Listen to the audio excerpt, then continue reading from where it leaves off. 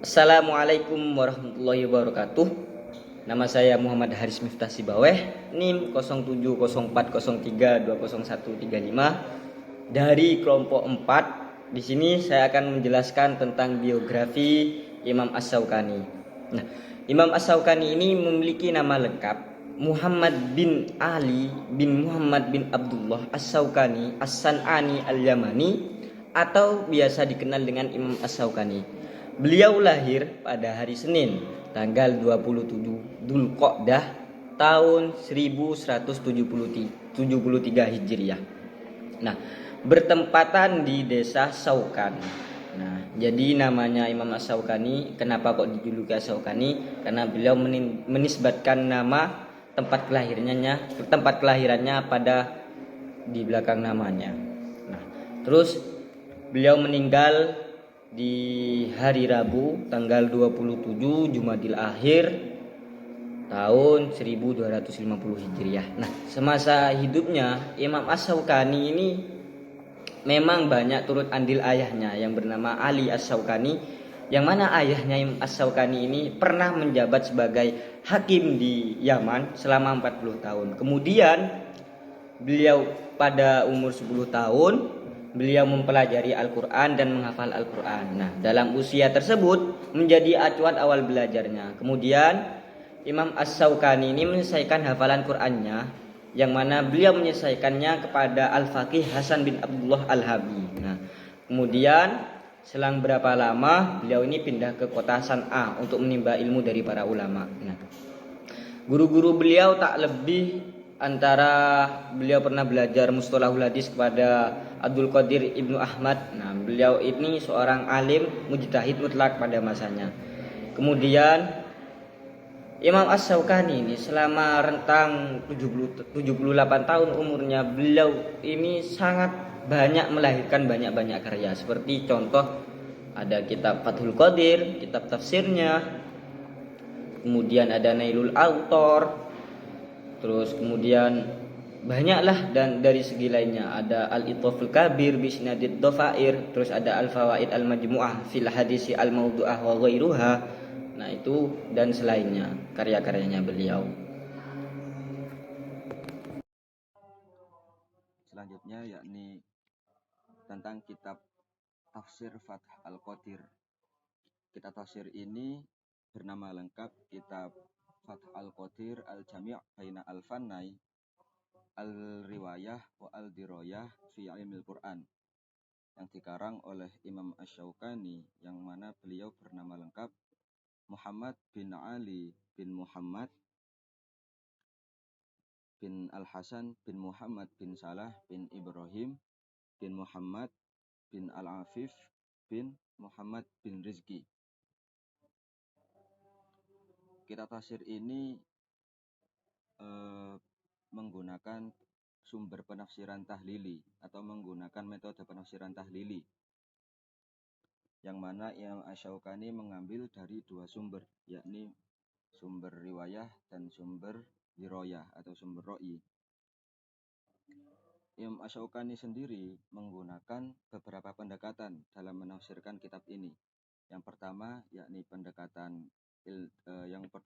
menggunakan pendekatan dari ilmu hadis, dan yang kedua menggunakan pendekatan bahasa, dan yang ketiga menggunakan pendekatan fikih, yang keempat menggunakan pendekatan ilmu qiraat, dan yang kelima itu menggunakan pendekatan dari ilmu balaghah. Corak dari kitab tafsir ini adalah corak bahasa, atau dalam istilah tafsir itu disebut dengan tafsir lugawi. Latar belakang dari penulisan kitab tafsir ini adalah Imam Asy-Syaukani merasa bahwasannya kitab-kitab tafsir terdahulu atau sebelumnya itu hanya mencukupkan penafsirannya pada wilayah riwayah saja, atau hanya mencukupkan penafsirannya pada wilayah diroyah saja. Oleh karena itu Imam Asy-Syaukani merasa bahwasannya dibutuhkan sebuah kitab tafsir yang mencakup dari dua sumber penafsiran, yakni riwayah dan diroyah. Tujuan dari penulisan kitab tafsir ini juga ada dua. Yang pertama adalah agar ada kitab tafsir yang menggunakan dua sumber penafsiran, tidak hanya menggunakan satu sumber penafsiran saja. Dan yang kedua, tujuannya adalah untuk mengcounter penafsiran-penafsiran yang menyimpang dari tujuan ayat-ayat Al-Qur'an, dan juga mengcounter penafsiran yang bertentangan dengan apa yang difahami oleh Nabi, oleh sahabat, oleh tabi'in, dan juga oleh ulama salaf. Jadi kitab tafsir Fath Al-Qadir ini adalah sebuah kitab tafsir yang menggunakan dua sumber. Yang pertama yakni ar-riwayah, yang mencakup dari perkataan Nabi, sahabat, tabi'in, tabi'in, dan ulama salaf. Dan sumber yang kedua yakni sumber ar-ra'ya atau dirayah, yang mana mencakup dari keilmuan dari ilmu analisis linguistik atau ilmu bahasa, dan dari segi keilmuan kebahasaan Arab seperti ilmu nahwu, ilmu sorof, ilmu balaghah, dan ilmu arud. Mungkin cukup untuk biografi singkat dari kitab tafsir Fath Al-Qadir ini. Untuk penjelasan selanjutnya akan dijelaskan oleh Muhammad Rizky Fauzan Adima. Sistematika penulisan. Kitab ini disusun atas 5 jilid. Pada jilid pertama dibuka dengan muqaddimah dari sang muhakkik, yaitu Abdurrahman Umairah. Muqaddimah tersebut mencapai 68 halaman, yang sebagian besar membahas biografi Al-Syaukani. Pembahasan tafsir pada setiap jilid berjumlah sekitar 750 halaman. Tahqiq kitab ini dilakukan pada tahun 1996. Dalam pembukaan setiap surat, Al-Syaukani memulainya dengan pembahasan seputar nama surat, Al-Makki atau Al-Madani, dan keutamaan surat tersebut. Hanya saja, tidak semua surat disertakan penjelasan mengenai keutamaannya. Lalu, penafsirannya dimulai dengan penulisan satu atau beberapa kumpulan ayat. Kemudian, ia menjelaskannya per tarkib kata. Dalam penafsirannya, Al-Syaukani menyertakan penjelasan nahwu, qiraat, asbabun nuzul, pendapat para ulama, dan penafsirannya sendiri. Dalam beberapa kesempatan, Al-Syaukani juga menyertakan penjelasan ulumul Quran, seperti penjelasan mengenai al-muhkam, al-mutasabbih dalam penafsirannya.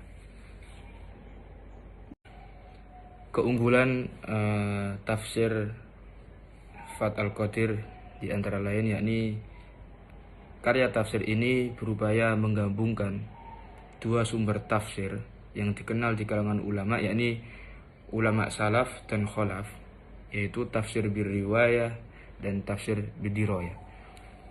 Di sisi dirayah sendiri, dalam setiap lembaran, halaman, dan paragrafnya menggunakan pendekatan bahasa dan sastra Arab yang bertujuan untuk mengungkap kemujizatan Al-Quran yang memiliki nilai ketinggian balaghah yang tidak mampu ditembus oleh manusia secara sempurna. Berbagai analisis bahasa dan sastra Arab yang ditampilkan lebih banyak berfungsi sebagai penjelasan makna ayat, tetapi ada kalanya sebagai penjelas atas sebab dijadikannya suatu ayat sebagai landasan teologis maupun hukum. Dan yang ketiga yakni mengungkapkan berbagai macam qiraat dari berbagai riwayat untuk kemudian menarik kesimpulan makna ayat dari qiraat-qiraat tersebut.